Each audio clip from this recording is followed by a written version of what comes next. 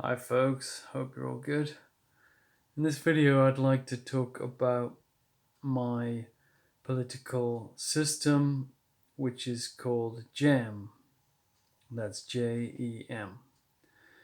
It's a new name and a slightly new iteration of my main political system, which was most recently called Equal Groups, and before that went by various other names, including equal satisfaction and strict equality. So back then, it's probably got about 2/3 in common with how it was at the beginning when I first thought of it, which was back in 2009, I believe. Okay, so GEM's a kind of acronym. J stands for jury rule.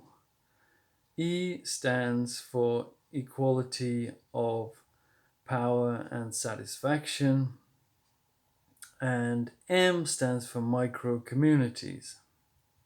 So let me take you through these three elements of the system in turn. So jury rule is where we don't have politicians. All of that is replaced by ordinary citizens doing a kind of jury service. We'd all serve for 1 year at a random point in our lifetimes from the age of 10 onward, and we would be allocated randomly on a toss of a coin kind of thing to either doing executive type presidential kind of job or doing lawmaking type work. So if we're allocated to the executive presidential type stuff, we would be randomly then allocated to a geographical region. So it could be, if this thing took over the whole world, as I'd like it to do, it would be one possibility would be at world level, but there'd be various sub levels, or there'll be like regions within regions within regions. So you might be at a very local level of, I think, about 300,000, your local sort of 300,000 people sort of area, or you might be a much larger region, or as I say, the whole world, depending on how much of the world is running this system. I've written all this in an article, by the way, which I will link, which has more details and more numbers, which I may not remember in this presentation, which I'm just doing from memory. So, yeah, as I was saying, the executive people would make any day-to-day sort of decisions over the region they're governing, or if no, sorry, they would do that for one year. Sorry, I think I might have mentioned that. They do it for 1 year at a random point in their lives. So if they, alternatively, if you're assigned lawmaking work, this work will be separated into 3 stints of, again at random times, of 4 months each. In each of these stints, you'd be working on a slightly different type of lawmaking work.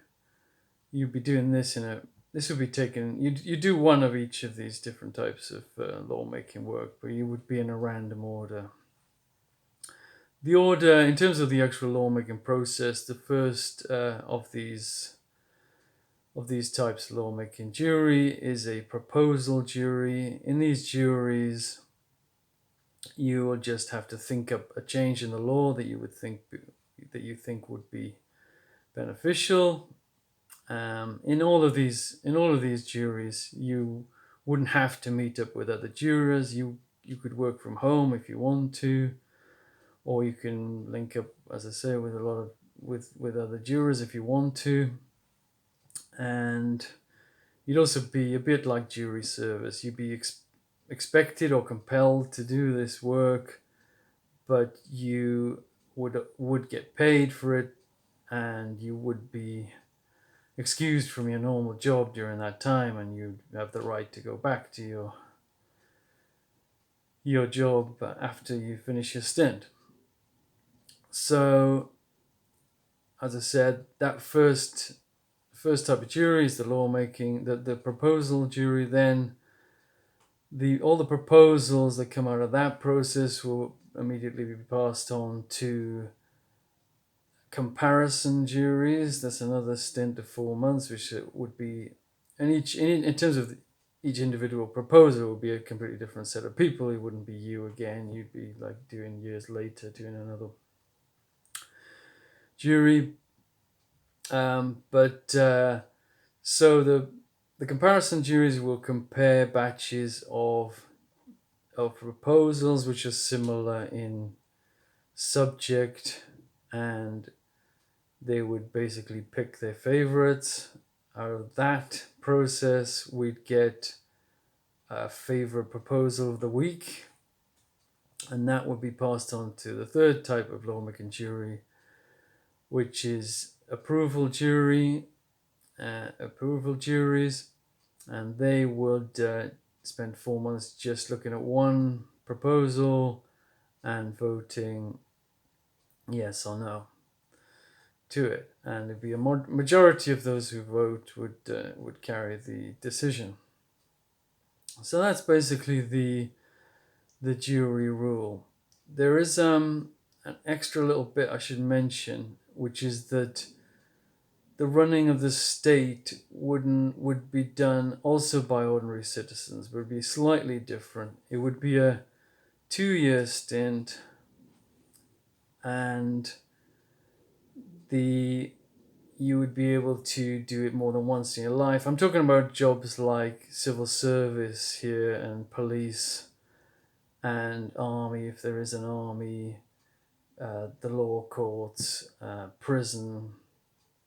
These kind of pivotal roles, which we don't want a kind of elite taking over, because that's like a bit dangerous. So it should be ordinary citizens, but also we do need a little bit of expertise, so a little bit more time being put into this, like training for this kind of work. So for that kind of thing, as I was saying, it'll be a 2-year stint. You'd be paid for it, but you might be paid a little bit more than the jurors are, because we want people to come back. We probably need people to come back and do it more than once in their lifetime. So probably people will be paid to the tune of the kind of amount that would get maybe more than half the population to serve on these 2-year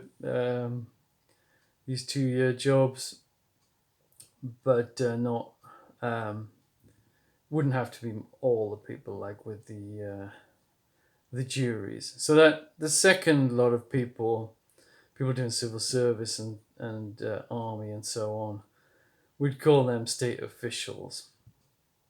Okay, so I can move on to the next major element of JEM, which is the E in the word JEM, which is equality of power and satisfaction.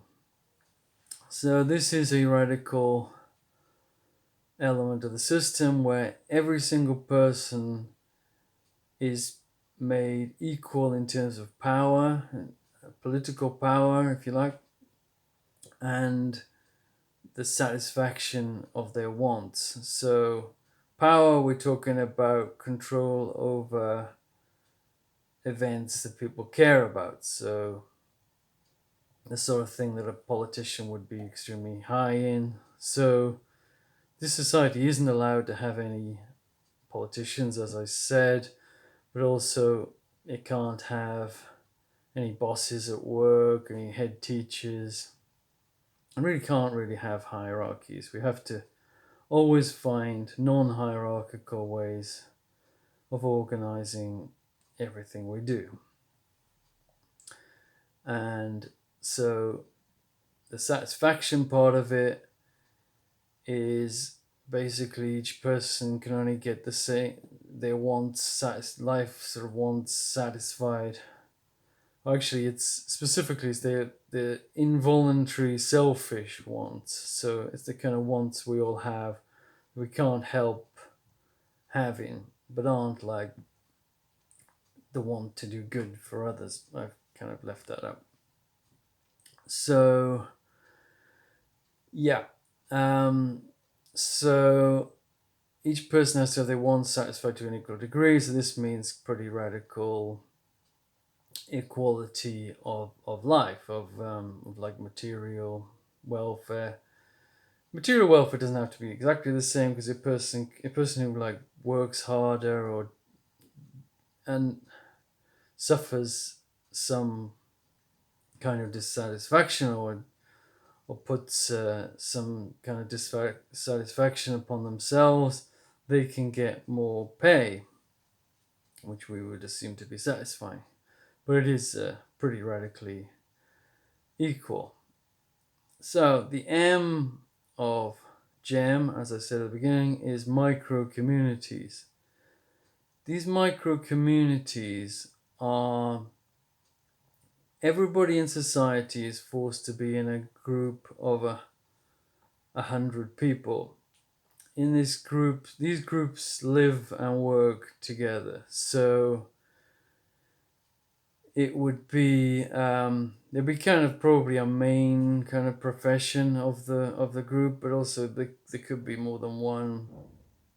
And most people probably will work in the job of the main job of the group. Oh, by the way, the name I thought of for these groups is mics. The mic is still short for micro community, so it sounds a bit funny, but I think it's good to have a name that is like just not something quite as general as groups, which I was using previously when the system was called equal groups.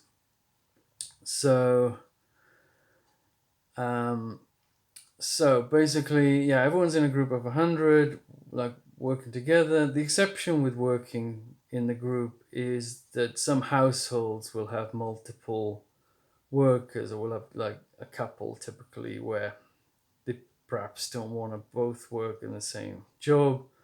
So there's kind of an exception for those people. The person who works the most hours or does the most commuting to work will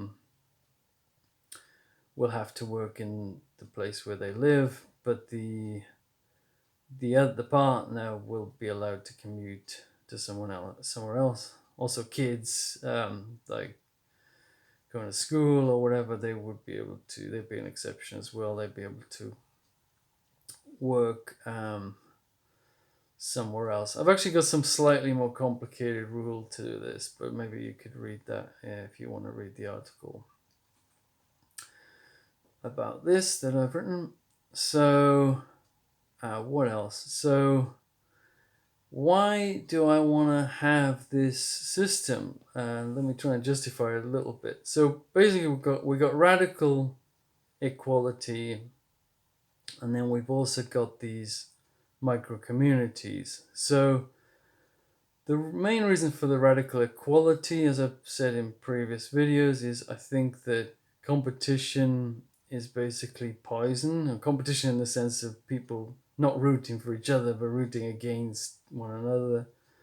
I think that's overall a very harmful thing, and the human race is possibly facing our own destruction soon with AI. Our best chance of getting through that is to all be rooting for each other, or to be friends, to be allies. A market economy tends to create some alliances, but also some hostility or enmity.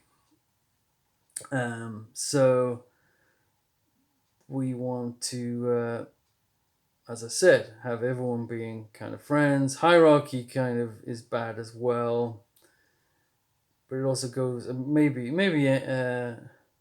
yeah, conflict or competition is probably the worst thing, I think, in itself.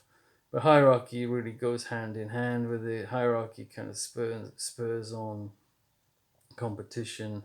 It also amplifies the problem, because you get this the kind of most competitive type people becoming the most powerful. and then they make the decisions for everybody. So that's all very dangerous, and that's why I think we need a system like this. I should make.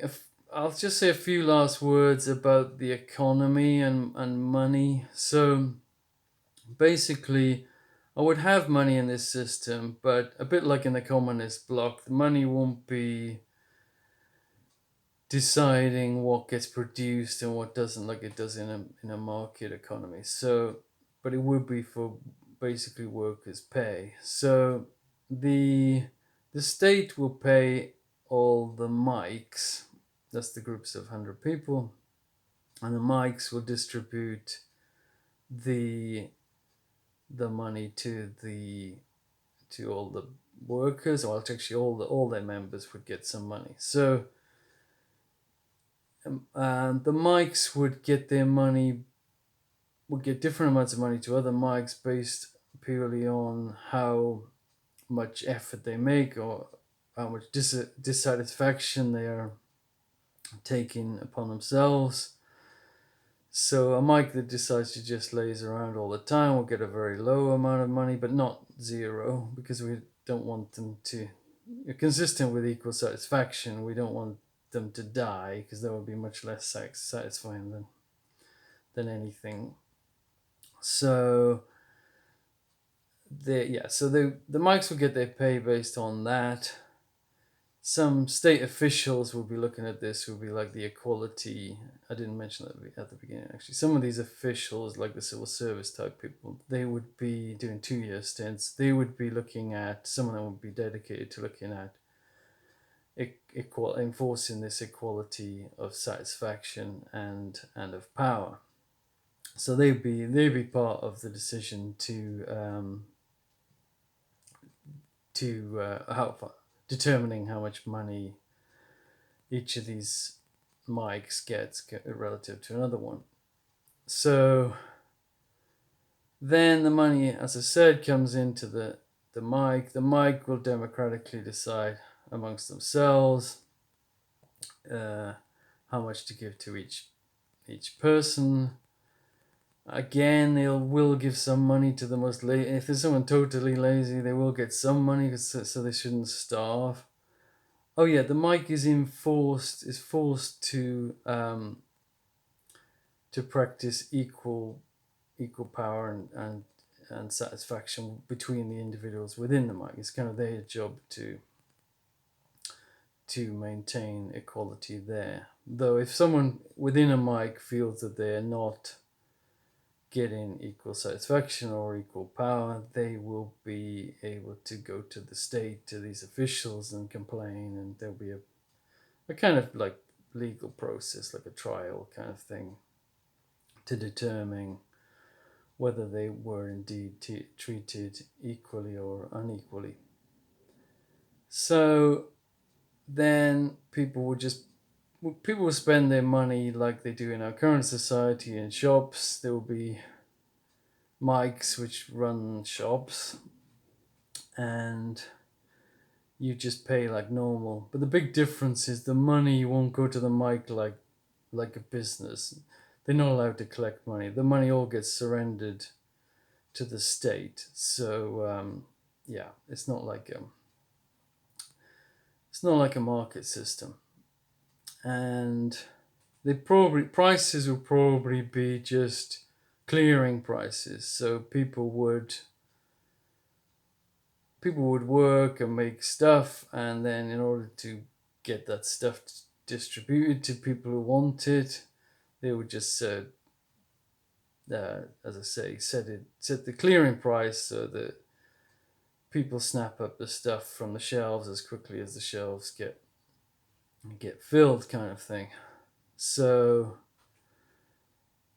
that's basically the system summarized, or the main points that I can think of right now. So lastly, you might complain that people wouldn't work in this system, but I don't really know for sure if people would work or not, because it is a bit different.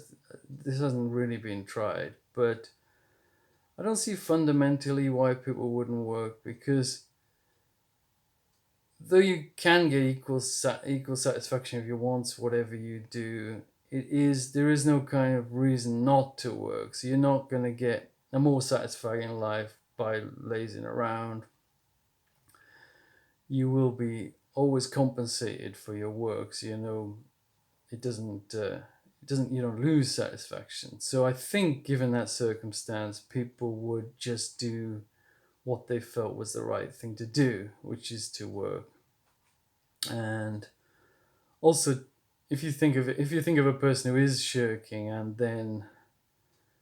carrying on shirking, and their fellow mic members are asking like, why are you shirking, then if they don't have a good reason, then it must be because they're more satisfied not working than working, which means can't be being paid enough for work, or they must be being paid too much for not working. So then the mic can just give them a bit more money for working, or a bit less money for their kind of unconditional income.